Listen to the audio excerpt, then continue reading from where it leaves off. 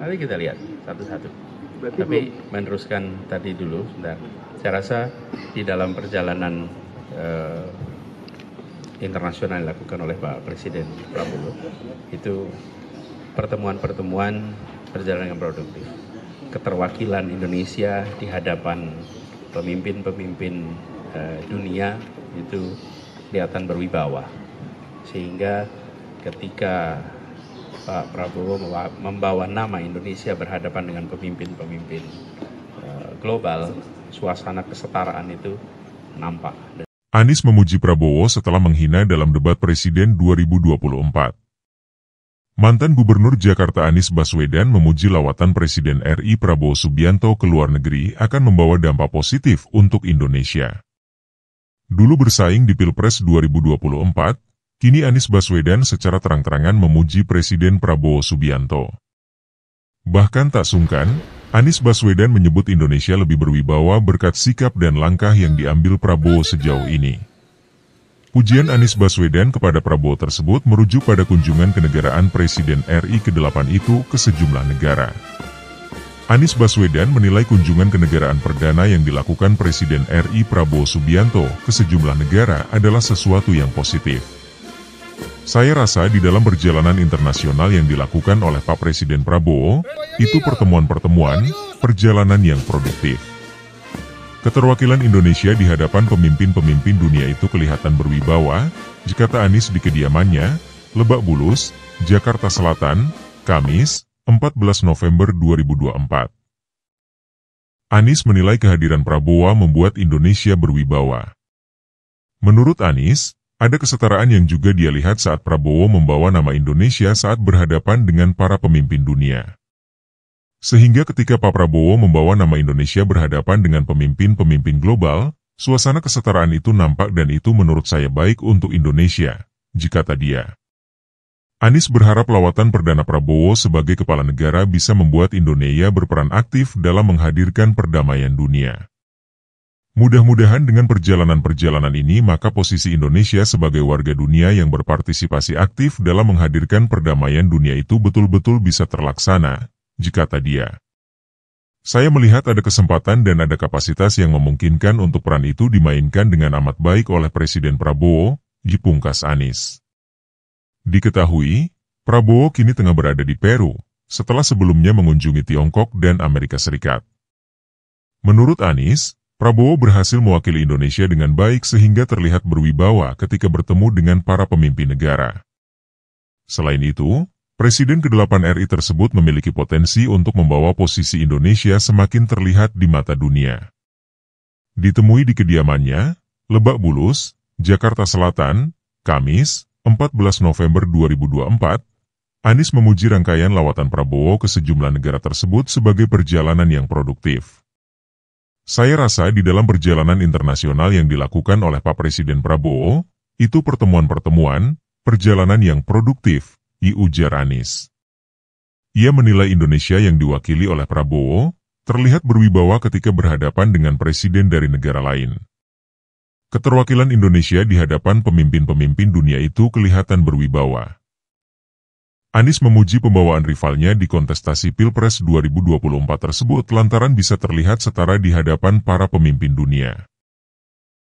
Sehingga ketika Pak Prabowo membawa nama Indonesia berhadapan dengan pemimpin-pemimpin global, suasana kesetaraan itu nampak dan itu menurut saya baik untuk Indonesia. Ia berharap kunjungan Prabowo ke berbagai negara dapat meningkatkan kontribusi negara pada dunia. Mudah-mudahan dengan perjalanan-perjalanan ini maka posisi Indonesia sebagai warga dunia yang berpartisipasi aktif dalam menghadirkan perdamaian dunia itu betul-betul bisa terlaksana. Anies juga menilai Prabowo memiliki kapasitas dan potensi untuk membawa Indonesia semakin diperhitungkan secara global. Saya melihat ada kesempatan dan ada kapasitas yang memungkinkan untuk peran itu dimainkan dengan amat baik oleh Presiden Prabowo, tandasnya. Sebagai informasi, Prabowo berangkat pada Jumat, 8 November 2024, ke Cina untuk memenuhi undangan Presiden Republik Rakyat Tiongkok, RRT, Xi Jinping.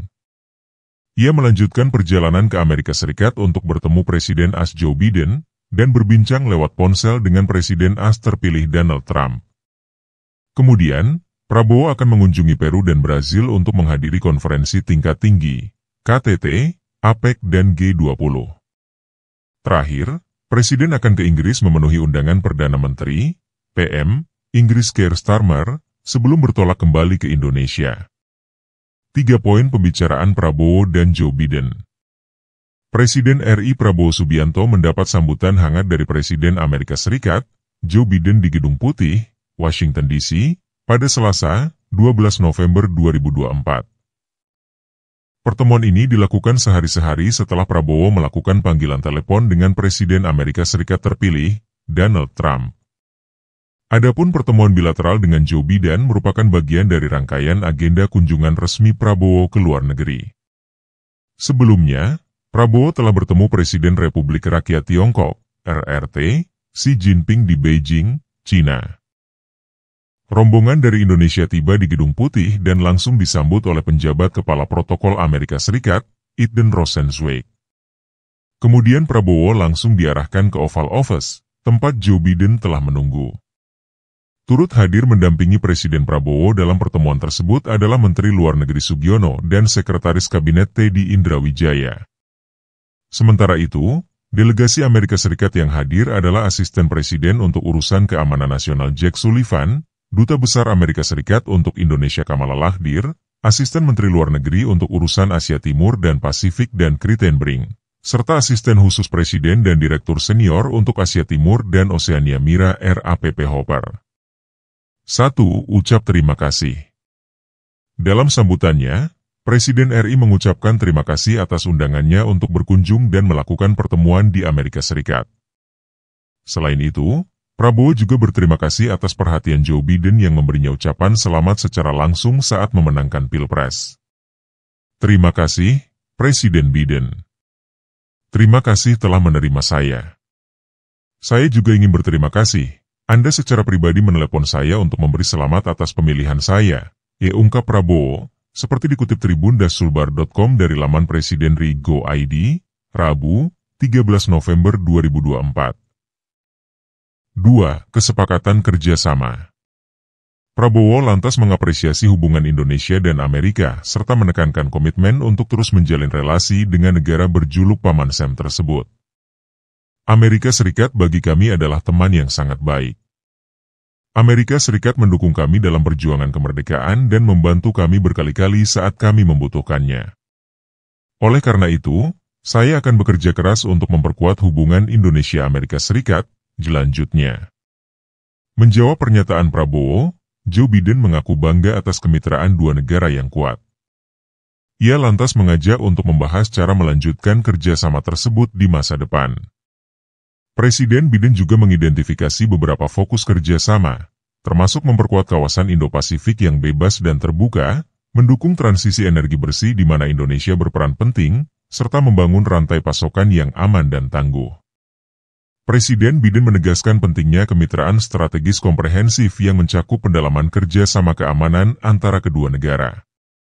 3. Membahas konflik Gaza hingga tantangan global. Lebih lanjut, dalam pertemuan tersebut kedua pemimpin negara juga membicarakan mengenai masalah internasional. Antara lain konflik yang kian memanas di wilayah Gaza, Palestina, di mana pasukan Israel masih terus melakukan penyerangan. Selain itu juga mengenai iklim dan persoalan Laut Cina Selatan. Kami juga membahas tantangan global termasuk situasi di Gaza dan Laut Cina Selatan, ditutur Joe Biden. Dilansir Reuters, Indonesia mengatakan pada hari Senin bahwa mereka tidak mengakui klaim Cina atas sebagian besar Laut Cina Selatan, meskipun telah menandatangani kesepakatan pembangunan maritim dengan Beijing. Kami terus mendorong Indonesia untuk bekerja sama dengan para ahli hukum mereka guna memastikan setiap perjanjian yang mereka buat dengan Republik Rakyat Cina, sesuai dengan hukum internasional, khususnya Konvensi PBB tentang hukum laut, kata juru bicara Gedung Putih Karine Jean-Pierre dalam jumpa pers. Subscribe, like, komen dan share, bantu kami mengembangkan channel ini.